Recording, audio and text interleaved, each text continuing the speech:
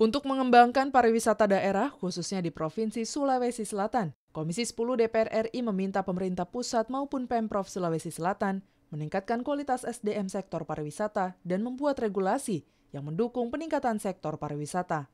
Ditemui dalam rangkaian kunjungan kerja Komisi 10 DPR RI ke Provinsi Sulawesi Selatan, anggota Komisi 10 DPR RI Amran mengatakan, saat ini peraturan perundang-undangan yang mengatur sektor pariwisata masih tumpang tindih.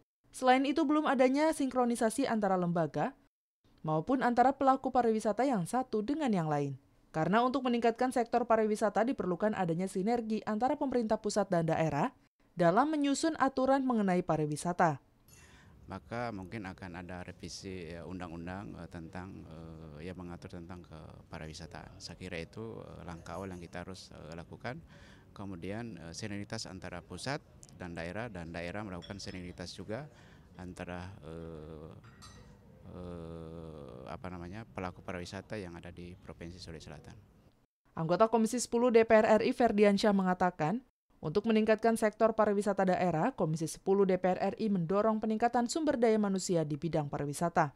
Ferdiansyah berharap, dengan adanya SDM yang dipenuhi standar profesionalitas, dapat meningkatkan kualitas pariwisata dalam negeri dan meningkatkan jumlah wisatawan. Ini penataan atau pengelolaan tentang sumber daya ataupun penyiapan sumber daya manusia di bidang pariwisata itu akan lebih supaya bisa lebih cepat dan akselerasinya, dan harapannya adalah bisa lebih cepat juga merespon kebutuhan wisatawan, baik itu wisatawan Nusantara dan wisatawan mancanegara. Dari Makassar, Provinsi Sulawesi Selatan, Rangga Wijaya, TVR Parlemen melaporkan.